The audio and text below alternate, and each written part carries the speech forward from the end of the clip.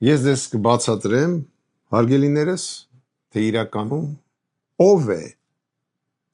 է Նիկոլ Փաշինյանը, ում համար է ծառայում Նիկոլ Փաշինյանը, ինչ խնդիրներ է կատարում Նիկոլ Փաշինյանը եւ ինձ թվում է այս հաղորդումից հետո դուք բոլորդ կհասկանաք ինչ է կատարվել Հայաստանի հետ։ Ես հիմա ձեզ կընթերցեմ Ամերիկայի դեսպան,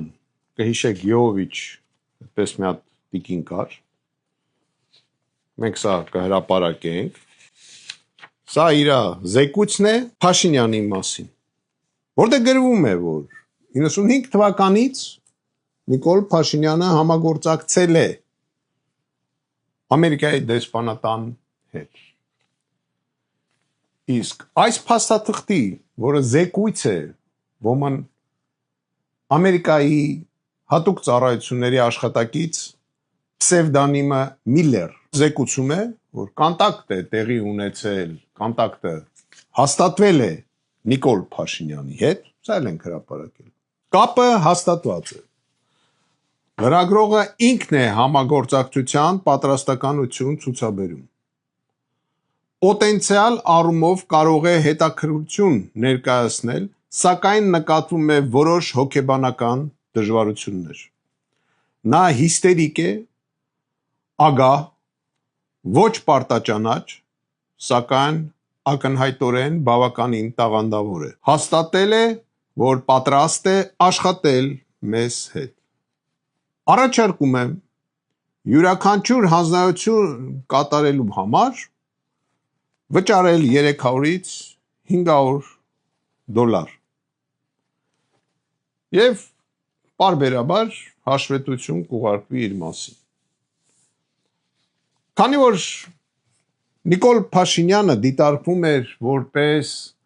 ազդեցության ագենտ, որը որ պետք է կատարեր խնդիրներ կապված մեր իշխանությունների դիրքերը վատացնելու, քարկոծելու մեր պետությունը, փոխելու մեր պատմությունը, որ մենք մոռանանք մեր սիմվոլները, որ մենք մոռանանք մեր հավատքը,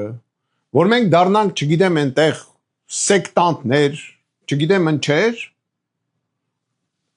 իհարկե նրա վրա դրված էր մեծ խնդիր։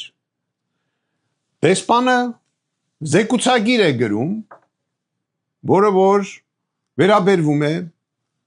Նիկոլ Փաշինյանին, որ դելի նշվում է, որ հիստերիկ է, ագահ է,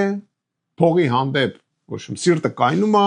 եւ այլ, հրապարակենք կարդակ ավելի մանրամասն, ես չեմ ուզում ձեր ժամանակը ծախսեմ, ես ուզում եմ կարևոր բաները նշեմ, որ ամերիկյան դեսպանատան կողմից 97 թվականներից ֆինանսավորել է Օրագիր թերթի հիմնադրումը։ Միջ 99 թվականին Հայկական ժամանակ թերթը փաստացի բացվել է ամերիկյան փողերով, որը որ Նիկոլ Փաշինյանը ստացել է ամերիկացիներից։ Բացի դրանից 2008 թվականի մարտի 1-ին Նիկոլ Փաշինյանի անունը լսեցին արդեն Ամերիկայի Միացյալ Նահանգներում բարձր մակարդակով, քանի որ ինքն է ժողովրդին դրդում ապստամբության, զինված ապստամբության, նշում եմ, ինքը։ Եվ